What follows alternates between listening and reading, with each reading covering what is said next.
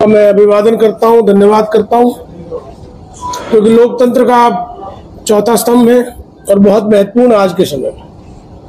तीन स्तंभ थोड़े चरमरा रहे हैं तो चौथे पे ज्यादा ताकत आ जाती है, जिम्मेदारी आ जाती है, चौथे पे लोड ज्यादा लोड आ गया आप पे। और मैं हमेशा से कहता रहा हूं, विशेषकर फरीदाबाद में जो हमारे पत्रकार साथी हैं, चाहे वो किसी चैनल, इलेक्ट्रॉनिक, प्रिंट मीडिया या सोशल मीडिया से जुड़े रहे, भाई एंड लार्ज मैक्सिमम हमारे यहाँ की क्वालिटी और भाईचारा और जो पत्रकारिता का स्तर है वो बहुत बढ़िया है। तो इसलिए आज हमें भी, मुझे और कांग्रेस पार्टी को पत्रकार भाइयों के साथ की जरूरत पड़ी और मैंने आप सभी को यहाँ आने की तकलीफ दी। मामला फरीदाबाद नगर निगम चुनाव का ही है। आप सभी जानते हैं कि 3 वर्ष डिले ये चुनाव हुआ है। ये चुनाव 2022 में होना था। भैया ये बंद कर लो। ये 2022 में चुनाव ड्यू था और 2025 में कराया गया। 3.25 साल डिले। और पहले भी मैं बताऊं 2 साल 2010 में हुआ था जब चुनाव, 2014 में भाजपा की सरकार आ गई थी, तब भी इन्होंने 15 में होना था, 17 में कराया। 2 साल पहले डिले करा दिया, 3 साल अब डिले करा दिया। इन्होंने अपने कार्यकाल में नगर निगम के कार्यकाल को 5 साल का डैमेज दिया। कोर्ट्स में मामला चला गया। आप देख रहे हैं परिसीमन किस तरह से हुआ। उसमें बहुत ऑब्जेक्शंस लगे, लेकिन इन्होंने किसी की नहीं सुना। ऑब्जेक्शंस क्यों लगे? मैं जहां बैठा यहीं से शुरू कर दूं। टाउन से ऐतिहासिक नगरी है, पंडित जवाहरलाल नेहरू जी द्वारा बसाई गई और हिंदुस्तान का पूरे दुनिया में नाम था, एशिया का मैनचेस्टर इसको कहा जाता था, न्यू इंडस्ट्रियल टाउन को। इसमें सामाजिक, सांस्कृतिक संगठन, राजनीतिक चेतना इतनी मजबूत रही है। लेकिन आप देखो, पहली बार ऐसा हुआ है टाउन में, अगर आप देखें 2 नंबर 2 जगह बांट दिया, 3 नंबर 3 जगह बांट दिया, 5 नंबर बांट दिया, 2 नंबर की सीट रिजर्व कर दी। आज तक पहले कभी ऐसा नहीं हुआ था कि कॉरपोरेशन में इस तरह से जानबूझ के सीटों को रिजर्व किया जाए, तोड़ मरोड़ के एरियाज को। गांवों को 2-2 जगह बांटा है, एसडीएम नगर 5 जगह बांट दिया, सेक्टर 16 हो, 15 हो, 14 हो, 7 सबको बांटा है। किस लिए?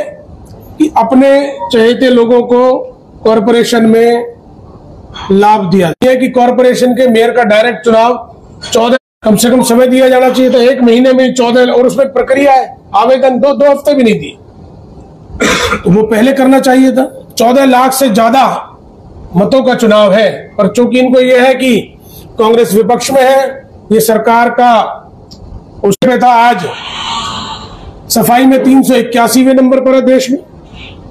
इस गंदगी 1500 करोड़ से ज्यादा का जो घाटा भाजपा की है, वो भी तब जब इन्होंने 26 गांव ग्रेटर फरीदाबाद के कॉरपोरेशन में जबरन 3 साल पहले इसलिए ले लिए कि उन गांवों में 1100 करोड़ से ज्यादा का पैसा था, हजारों एकड़ जमीन थी। वो 1100 करोड़ से ज्यादा का पैसा ये बीजेपी की सरकार खा गई हजम।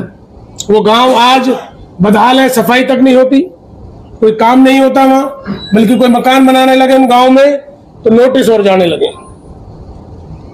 70 एकड़ जमीन अकेले नचौली गांव की बेच दी गई, उसको खा गए। अब हजारों एकड़ पे निगाह का उपयोग किया जा रहा है, वो पैसा भी खत्म। उसके अलावा दुनिया भर का टैक्स 2500 करोड़, और के पानी में 1,500 TDS है। क्या स्मार्ट सिटीज ऐसे होते हैं? स्मार्ट सिटी के नाम पर शहर का 1% तब जाके पूरा होगा। ट्रैफिक जाम आप देख रहे हैं। आप ग्रेटर फरीदाबाद चले जाइए, 20,000 करोड़ रुपए, तब क्यों नहीं काम हुए? अब तो चांद पे बननी बाकी है सरकार, आप ना रहे। नगर निगम में कुछ लोग बढ़िया जीत के आ गए तो रोक टोक हो जाएगी, क्योंकि पहले घोटाले उजागर हुए। 200 करोड़ की फाइलें इनके मौजूदा विधायकों तक के नाम। नगर निगम दफ्तर में आग लगा दी। ऐसी 25 फाइलें हैं, कम से कम 25 फाइलें 200 करोड़ की। चारों तरफ से दोनों हाथों से लूटा है इन्होंने। आज इस शहर को राज कहते हैं। ये हमारे विकास का आंकड़ा है, इतने काम हो गए, इतने रह गए, इनको इस समय में पूरा करेंगे तो हमें भी खुशी होती। आज एक भी इनका नेता, चाहे मंत्री एमएलए हो, कोई ये नहीं कहता कि हमें वोट हमारे रिपोर्ट कार्ड पे दे दो, हमने इस शहर के लिए किया। सिर्फ ये हल्ला मचा के कि भाई सामने लड़ने वाले नहीं है, इसलिए हम अच्छे भी लोग हैं, बुरे भी हैं। उनको टिकट क्यों काटा भाई आपने? क्योंकि इनको चाहिए यसमैन, कि जो ये कुछ करते रहे उस पर मोहर लगाते रहे। हमारे पुराने पार्षद राकेश भड़ाना जी मौजूद है, हमारे अनिल अरोड़ा जी जो उम्मीदवार है ये मौजूद है। राकेश जी, आपको तो अनुभव है, 10 साल से क्या कहते रहे कृष्णपाल जी और पूरी टीम कि हर पार्षद को 2 करोड़ रुपए देंगे 1 साल में डेवलपमेंट के लिए। 10 आप एक तो कारण बताइए, एक कुर्सी और मंगाइए, एक कारण तो बताइए गौड़ साहब कि भाई जिसके आधार पर ये मेरिट के आधार पर वोट मांगते, सिर्फ बंटवारे के आधार पर। आज किसी गांव में चले जाओ, किसी बस्ती में चले जाओ, इन्होंने कहा था 2022 तक इन सभी बस्तियों को सुविधा। अभी अखबारों में ऐड निकालते हैं हमने 1 लाख 2 लाख 10 लाख लोगों को मकान दिए दीनदयाल योजना के तहत। दीनदयाल योजना क्या है? दीनदयाल योजना प्राइवेट बिल्डर्स की योजना। 80-80 हजार रुपए गज के रेट है, वहां कौन खरीदेगा? जो ईडब्ल्यूएस के मकान है, ये बहुत पुरानी पॉलिसी है कांग्रेस के समय की, उसमें आपने क्या दे दिया? शहर आज हमसे कितना ऊपर है। नोएडा को गार्बेज फ्री सिटी कहते हैं। ग्रेटर नोएडा जो हमारे से मुकाबले 10% थे, आज हम उनके मुकाबले चौथा ही रह गए। किस लिए? क्योंकि भाई यहाँ के जो भाजपा नेता हैं, इन्होंने इस शहर को लावारिस कर दिया। कोई माई बाप नहीं छोड़ा शहर का। कोई माई बाप होता तो कानून व्यवस्था होती, कोई माई बाप होता तो डेवलपमेंट होती, कोई माई बाप होता तो यहाँ पर मेट्रो आती, स्टेडियम बनते, कॉलेजेस बनते, यूनिवर्सिटीज बनती, पार्क बनते। कुछ नहीं। पार्कों की हालत देख लो, गौ माता के नाम पे वोट है। बड़कल लेक की हालत देख लो, सीवर के पानी से भर दी। एक भी तो वायदा ये बताएं, 8-8 साल से स्टेडियम बन रहा, किस लिए ये जनता इनको वोट दे? मैं तो देखिए आपके माध्यम से, आप चौथा स्तंभ में इन्होंने समय नहीं दिया। 46 वार्ड है, 14 लाख से ज्यादा वोट है, हम लोगों को इतना समय नहीं दिया। हम 15 दिन में कहां जा सकते हैं? हमसे जितना हो सका हमने कोशिश की, गए, लोगों को जागरूक किया। लेकिन अब आपके माध्यम से हम ये अपील करना चाहते हैं, क्योंकि आप सबसे मजबूत और निष्पक्ष माध्यम है इस लोकतंत्र का, और फरीदाबाद की प्रेस तो बिल्कुल है, कि आपके माध्यम से कि भाई मैं अपील करना चाहता हूं, हमारी मेयर के प्रत्याशी लता चंदीला जी है, कांग्रेस का चुनाव चिन्ह उनका, और हमारे 40 वार्डों पे, ये तो हमने 42 में थे 46 में से, लेकिन 2 वार्डों पे इन्होंने प्रलोभन देके, लालच देके, भय दिखाकर 2 वार्डों में कांग्रेस के प्रत्याशी को बिठाया, जो कि लोकतंत्र में एक शर्मनाक बात है। पूरा दबाव डाल दिया, पूरा दबाव डाल दिया। जब उन्हें टिकट मिली थी तो ये कहते थे इनको 100 वोट भी नहीं मिलेंगी, फिर क्यों मंत्री जा रहे हैं उनके घर? आप देखिए, ये डेमोक्रेसी को कमजोर करने की कोशिश है। लेकिन 40 वार्ड पे हमारे कांग्रेस के कैंडिडेट्स खड़े हैं, और 6 वार्ड्स पे भी हमने, जो कांग्रेस के जहां हमारे कैंडिडेट नहीं है, हमने समर्थन दिया है। वहां तो बढ़िया मजबूत लोग हैं, तो इस बीजेपी के प्रशासन को रोकेंगे, और उनकी विचारधारा कांग्रेस से मिलती है, हमने उनको सहयोग कर रहे हैं हम। तो 40 वार्डों पे हमारे हाथ के निशान से हमारे कांग्रेस के प्रत्याशी हैं। तो मैं जनता से अपील करना चाहता हूं कि भाई हमारे कांग्रेस के सभी प्रत्याशियों को और हमारी मेयर की प्रत्याशी लता चंदीला जी को आप अपना आशीर्वाद और वोट जरूर दें। और मेरी अपील है कि आकलन जरूर करें सभी 46 जगह और मेयर के चुनाव में, कि जो बेहतर प्रत्याशी हो, आकलन जरूर करना। क्योंकि रिकॉर्ड नहीं अगर आपने देखा तो डेमोक्रेसी की जो हमारी स्पिरिट है वो वीक पड़ जाएगी। क्यों बाबा साहब अम्बेडकर जी और हमारी संविधान सभा ने क्यों presidential form of government America की तरह नहीं चुनी? वो इसलिए नहीं चुनी कि हर क्षेत्र का, क्योंकि हमारे यहाँ सैकड़ों कल्चर है, सैकड़ों भाषाएं हैं, विभिन्न मजहब है, धर्म है, बोली, संस्कृति, इतिहास सब बदल जाता है थोड़ी। तो ये गुलदस्ता है हिंदुस्तान, सभी जगह की रिप्रेजेंटेशन हो, इसीलिए हर इलाके को अपना प्रतिनिधि चुनने का अधिकार संविधान ने दिया है। तो वो स्पिरिट है डेमोक्रेसी की। और आज ये क्या कर रहे हैं, एक आदमी के नाम पे वोट मांग रहे हैं सिर्फ, जो सिर्फ चुनाव प्रचार में फरीदाबाद में आते, इस बार तो आए भी नहीं शायद मोदी साहब। एक आदमी, भाई आप जो आपका लोकल रिप्रेजेंटेटिव है, पार्टी की विचारधारा, उसका मैनिफेस्टो, उसकी प्लानिंग्स तो आप दीजिए, वो ऑर्गेनाइजेशन का संग, लेकिन आपका जो चेहरा है प्रतिनिधि, उसके नाम पे वोट मांगे, वो ये कभी नहीं करते। तो मेरा ये भी अनुरोध है फरीदाबाद की जागरूक मतदाताओं से, नगर निगम के, कि भाई आप स्पिरिट को मेंटेन करते हुए जो काबिल लोग हैं उनका रिपोर्ट कार्ड जरूर चेक करें, और रिपोर्ट कार्ड के आधार पर ही आप वोट डालें, क्योंकि ऑलरेडी 5 साल में आपके 3 साल और जोड़ के इन्होंने 3 साल डिले कर दिया। अब 5 साल के लिए दोबारा यही लोग बने, ट्रिपल लूट जो करना चाहते हैं, तो इनका 11 साल का इतिहास देखो, जब इन्होंने काम नहीं किया उस दौरान, तभी हम कह रहे हैं आंकड़ा चेक कर लो। आंकड़े चेक करने के बाद ही आप वोट देना। मेरा दोबारा आप सभी से विनम्र अनुरोध है, पार्टी की तरफ से, अपनी तरफ से, हमारे सभी नेताओं की तरफ से, हमारे मेयर के प्रत्याशी, क्योंकि आज अंतिम दिन है, 1 घंटा प्रचार का रह गया, वो भी फंसे हुए आ रहे हैं, और हमारे काउंसलर्स जो है, हमारे 3 तो बैठे हैं यहाँ, बाकी सभी लोग, उनकी तरफ से मैं आप सभी से अपील करता हूं कि हमारे कांग्रेस पार्टी के प्रत्याशियों को आप अपना आशीर्वाद जरूर प्रदान करें आने वाली 2 मार्च को। और मैं ये भी बताना चाहता हूं आपको कि हमारे पास योजना ऐसा नहीं है कि हम केवल विरोध कर रहे हैं। अगर हमारे मेजोरिटी आती है, हमारे काउंसलर्स आते हैं, हमारे मेयर आते हैं नगर निगम में, नगर निगम की ये छोटी सरकार आप हमें देते हैं, तो हमारा विजन है, हम इस शहर को वास्तव में स्मार्ट सिटी बनाएंगे। 2,500 करोड़ का बजट कम नहीं होता है। सबसे पहले तो लीकेजेस बंद करेंगे, उसका सदुपयोग होगा, ठीक है जी, उसको हम बिल्कुल बांटेंगे। कितना पैसा हमें बेसिक चाहिए इस शहर की मेंटेनेंस, सफाई और इस तनख्वाह के लिए, उसके बाद हम हर साल कम से कम 20% पैसा इसमें से 500 करोड़ रुपए रिकंस्ट्रक्शन के लिए, क्योंकि रीस्ट्रक्चर करना पड़ेगा शहर। पुरानी लाइंस हो गई सीवर की, पानी की पुरानी लाइंस हो गई, क्योंकि जब तक हम अपनी ड्रेनेज, अपनी पुरानी वाटर लाइंस और अपनी पुरानी सीवेज लाइन को नहीं बदलेंगे, ये सारा पैसा ऐसे ही बीजेपी जैसे लूट रही है, खराब होता रहे। तो हम 500 करोड़ उसमें से हर वर्ष रिस्ट्रक्चर के लिए लगाएंगे कि सीवेज लाइंस बदले, एक एक करके, एक एक पैचेस की ड्रेनेज लाइन बदले, वाटर लाइंस बदले। और हम ऐसा नहीं है इनकी तरह जैसे अनपढ़ पटवारी और बस्ता भारी। इतना बड़ा शहर है, आज हिंदुस्तान के सबसे बड़े शहरों में, इस शहर को तो बाकायदा एक बड़े रूप में प्लान किया जाना चाहिए। आज यहाँ कैसे प्लान हो रहा है, एक वार्ड में काम हो रहा है, यहाँ सीवर लाइन वाटर लाइन यहाँ है, दूसरे में इधर है, तीसरे में ऊपर है। इसको शहर को ऐसे प्लान करना चाहिए, आपको पूरे शहर की एक प्लानिंग होनी चाहिए, क्योंकि है ही नहीं नगर निगम के अंदर ऐसे ब्रेन नहीं है, स्टाफ की कमी है, मशीनरी की कमी है कि जो ये प्लान कर सके। पैसे की कमी नहीं है कि हमें पूरी सिटी को एक दफा प्लान करना है, फिर पार्ट में काम शुरू करना, चाहे उसके लिए साल लग जाए, 6 महीने लग जाए, इतना नहीं लगेगा 6 महीने जाए। हम पूरी सिटी को प्लान करेंगे, इसको रिस्ट्रक्चर करेंगे, ये हमारा विजन है।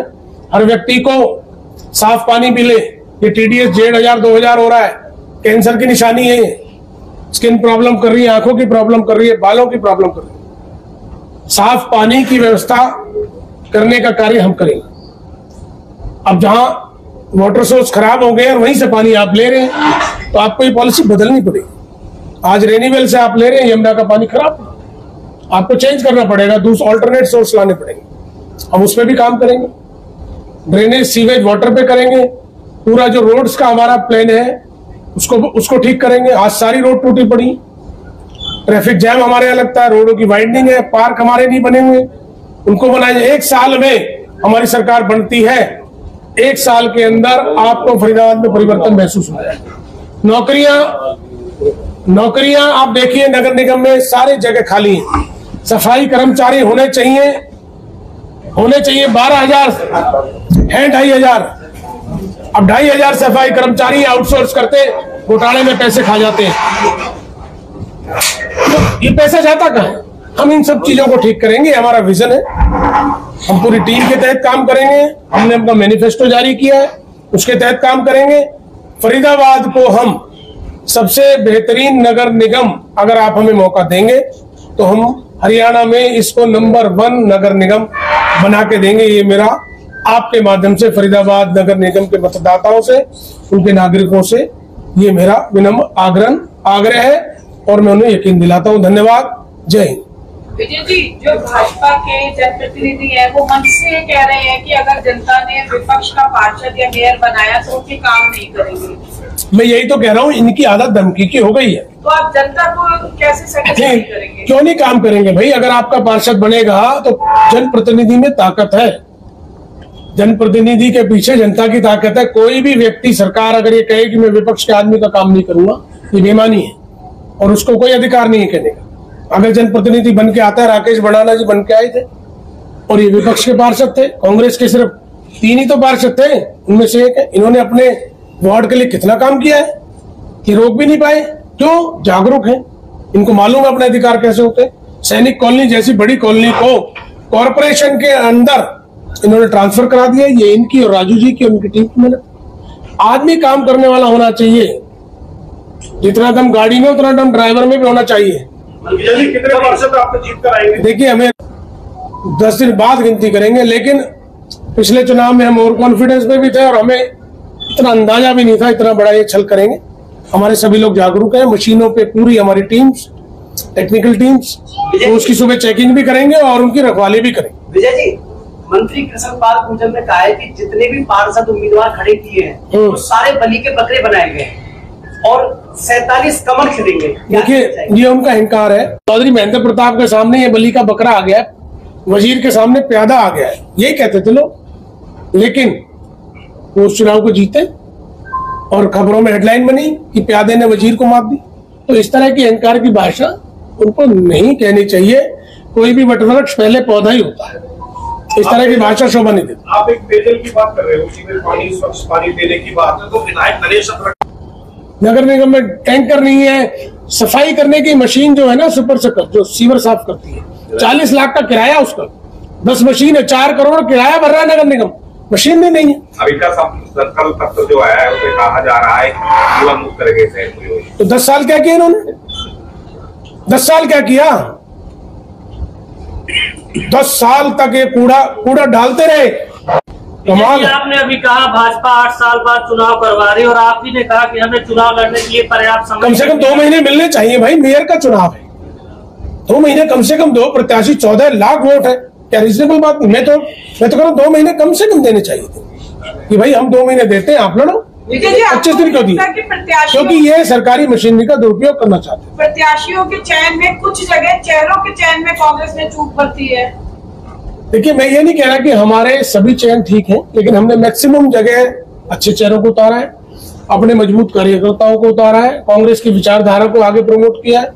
और जो लोग साथ कम है, हमने 90% बढ़िया कैंडिडेट दिए। विजय जी, NIT विधानसभा क्षेत्र में जितने भी अधिकांश निर्दलीय खड़े, वहाँ के जो विधायक रहे नीरज शर्मा, उनकी मदद कर रहे हैं, उनका स्वागत कर रहे हैं। बीजेपी ये नहीं बताएगी कि हमने अपने तमाम पार्षदों के टिकट काट दिए। हमारे तमाम पार्षद बगावत कर रहे हैं, लोग उनसे नाराज थे, हमारी वजह से नाराज थे।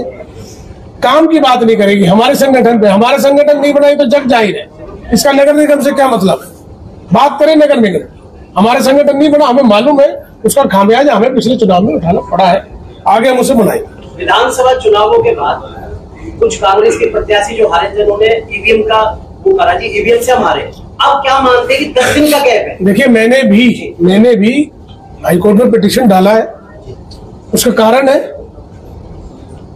कि जब ईवीएम आती है, 5 तारीख को वोटिंग हुई, 4 तारीख की शाम को ईवीएम मिल जाती है अधिकारियों। 4 तारीख की शाम को वो चेक करते हैं, पोलिंग स्टेशन पे रुकते हैं। उसके बाद पूरा दिन 5 तारीख को वो मशीन यूज होती है, शाम को उसको फिर सील कर देते हैं, 8 तारीख को वो खुलती है गिनती। यही तो पैटर्न है। इस दौरान जो इलेक्शन कमीशन की जो गाइडलाइंस है उसमें ये लिखा गया है कि तकरीबन जहां वोट ज्यादा डलती है वहां मशीन बैटरी 60% तक रह जाएगी, 40 यूज हो जाएगी। जहां ज्यादा नहीं डलती वहां 30%, 25% यूज होती है। तो कम से कम 30% से लेकर 40% तक बैटरी यूज होती है। पूरे हरियाणा में गिनती में 40% ऐसी मशीनें पाएगी जो 99% है। क्या इस शंका का जवाब इलेक्शन कमीशन और सरकार को नहीं देना चाहिए, या इसका जवाब भी जवाहरलाल नेहरू देने आएंगे? देना चाहिए। हमने वीडियोग्राफी मांगी, जो हमारा अधिकार है इलेक्शन कमीशन में कि हमारी वीडियोग्राफी हमें दी जाए, क्योंकि इलेक्शन कमीशन ने कहा है कि जब से मशीन आएगी 3 महीने पहले आ जाती थी, तब से लेकर जब मशीन सील होती है गिनती तक की वीडियोग्राफी कैंडिडेट को प्रोवाइड की जाए। हाईकोर्ट का आदेश है, 3 महीने से ज्यादा हो गए, हाईकोर्ट का स्पेसिफिक आदेश मेरे लिए आया है। पहली बार ऐसा केस डला हिंदुस्तान में, मैंने डाला रिट, उसमें ऑर्डर हुए, इन्होंने कहा कि हम दे देंगे 4 हफ्ते में। इनके वकील ने विड्रॉ कर लिया कि 4 हफ्ते में, मतलब ये कहा गया भाई केस को डिस्पोज कर दें। जिसके लिए एक हमारे पत्रकार भाई ने ब्रेकिंग न्यूज लगाई थी कि विजय प्रताप की याचिका खारिज। मुझे कई लोगों को फोन आए, मैंने कहा उन्होंने वो ऑर्डर उल्टा पढ़ लिया लगता है। डिस्पोज हुई है, डिस्पोज और खारिज में अंतर होता है। डिस्पोज में यह था कि भाई 4 हफ्ते में आप दे दीजिए, हमें ऐतराज नहीं है। हमारे वकील ने भी कह दिया ठीक है हम तैयार। तो इन्होंने आज 3.5 महीने हो गए, क्यों नहीं दी मुझे? क्या ये चीजें शंका नहीं पैदा करती? ये तो कोर्ट की अवमानना होगी। कोर्ट की अवमानना है, हम कोर्ट में डाल रहे हैं, इनके खिलाफ कंटेम्प्ट डाल रहे हैं। तो इन सब चीजों से शंकाएं पैदा होती हैं और फिर तमाम जगह